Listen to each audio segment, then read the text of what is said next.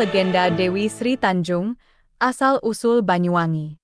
Banyuwangi, sebuah kabupaten yang berada di ujung timur Pulau Jawa.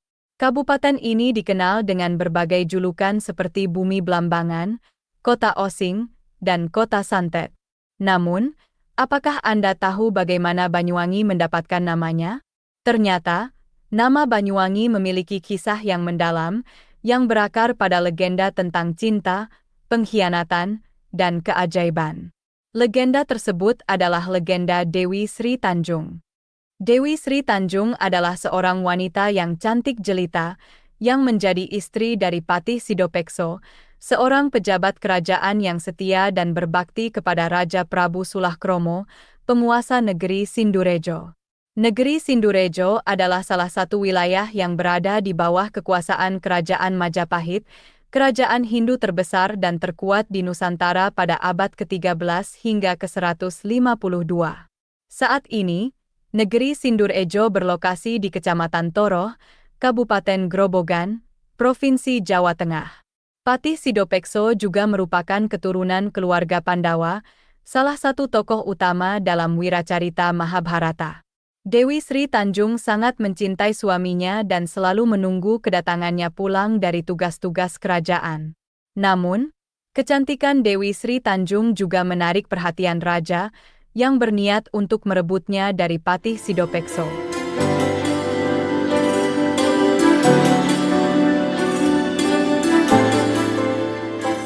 Pada suatu hari yang cerah, Raja Prabu Sulahkromo, penguasa wilayah ujung timur Pulau Jawa, memanggil Patih Sidopekso, seorang pembantu raja yang dikenal karena keberaniannya, kearifannya, dan ketampanannya.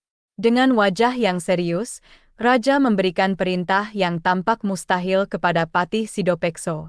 Tugas tersebut adalah mengambil air dari laut yang luas dan dalam, menggunakan alat sederhana yang dikenal sebagai tampah, sebuah anyaman bambu yang biasanya digunakan untuk menampi beras.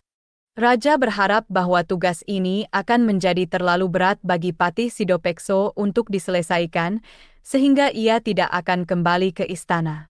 Dengan demikian, Raja berharap dapat mendekati Dewi Sri Tanjung, istri cantik Patih Sidopekso, yang telah lama menarik perhatiannya.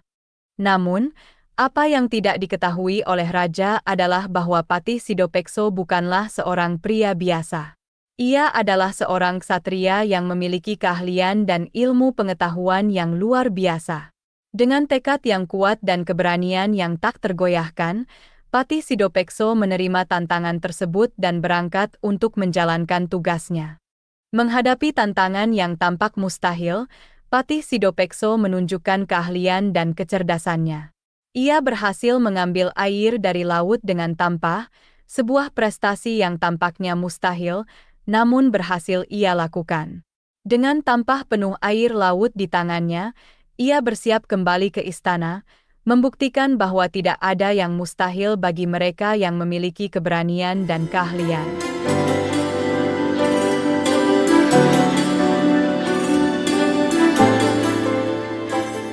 Sementara Patih Sidopekso menjalankan tugasnya, Raja Prabu Sulahkromo mencoba merayu Dewi Sri Tanjung. Dengan berbagai cara dan upaya, Raja berusaha memikat hati Dewi Sri Tanjung. Ia memberikan pujian, hadiah mewah, dan janji-janji indah, berharap dapat memenangkan hati wanita cantik itu. Namun, Dewi Sri Tanjung adalah wanita yang setia dan berprinsip.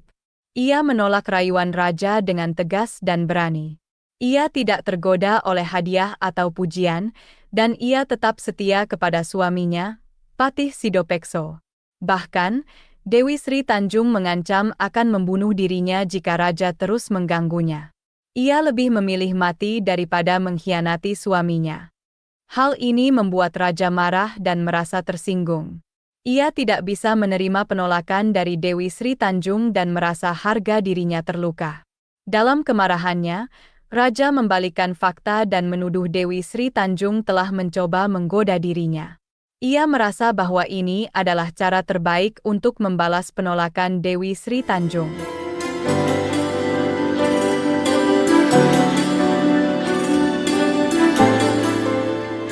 Dalam keheningan malam, Patih Sidopekso tiba ke istana setelah perjalanan panjang. Ia adalah seorang pria yang dikenal karena kebijaksanaannya, tetapi malam itu, ia terjebak dalam jaringan fitnah yang telah ditenun oleh raja.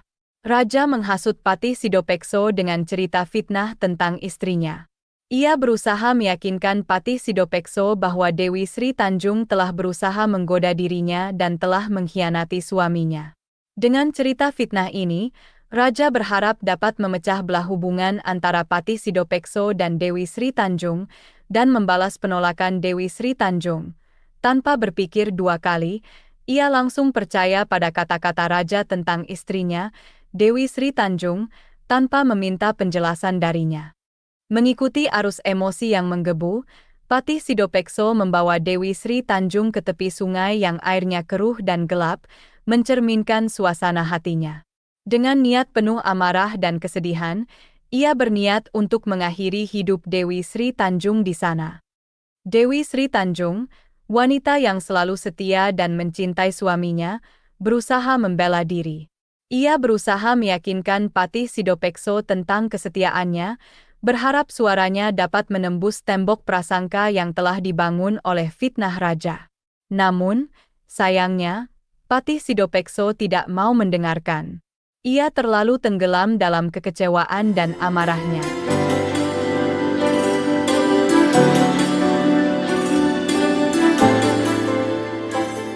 Akhirnya, dengan hati berat dan mata yang berkaca-kaca, Patih Sidopekso menikam Dewi Sri Tanjung dengan kerisnya. Ia merasa hatinya hancur saat melihat istrinya jatuh. Dengan perasaan bersalah dan penyesalan yang mendalam, ia melemparkan jasad Dewi Sri Tanjung ke sungai. Air sungai yang keruh menyelimuti tubuh Dewi Sri Tanjung, membawanya pergi dari pandangan Patih Sidopekso, meninggalkan hanya kesedihan dan penyesalan.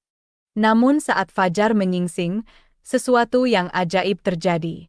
Sungai yang sebelumnya keruh dan gelap, tiba-tiba berubah menjadi jernih dan berbau harum.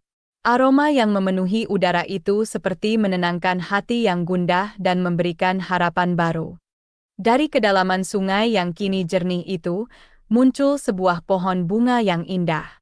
Pohon itu tumbuh dengan cepat dan mekar dengan bunga-bunga yang wangi. Bunga-bunga itu berwarna-warni, seindah pelangi setelah hujan, dan aromanya menyebar ke seluruh penjuru, memberikan kenyamanan bagi siapa saja yang menciumnya. Bunga indah itu dinamakan Sri Tanjung, sebagai lambang kesucian dan kesetiaan Dewi Sri Tanjung.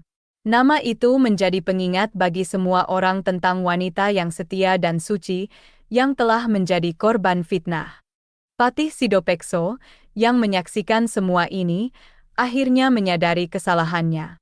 Ia merasa penyesalan yang mendalam atas perbuatannya. Ia telah membunuh istrinya yang setia berdasarkan fitnah semata, dan kini ia harus melihat bukti kesuciannya dalam bentuk bunga yang indah. Dalam keputusasaan dan penyesalan, Patih Sidopekso memutuskan untuk mengakhiri hidupnya. Ia menikam dirinya sendiri dengan keris yang sama yang ia gunakan untuk membunuh Dewi Sri Tanjung. Jasadnya jatuh ke sungai, bergabung dengan Dewi Sri Tanjung, dalam pelukan air yang kini jernih dan harum. Mereka berdua kini bersatu, dalam kematian dan dalam kenangan, di sungai yang telah menjadi saksi bisu dari cerita tragis mereka. Dari situlah asal-muasal nama Banyuwangi. Air sungai yang berbau harum itu dinamakan Banyuwangi, yang berarti air wangi. Kisah ini menjadi legenda yang abadi dan menjadi bagian dari sejarah dan identitas kota Banyuwangi. Demikianlah kisah ini diceritakan, semoga dapat menghibur, menambah wawasan, segala kebenaran detailnya kita kembalikan kepada Allah, Tuhan pemilik kisah kehidupan.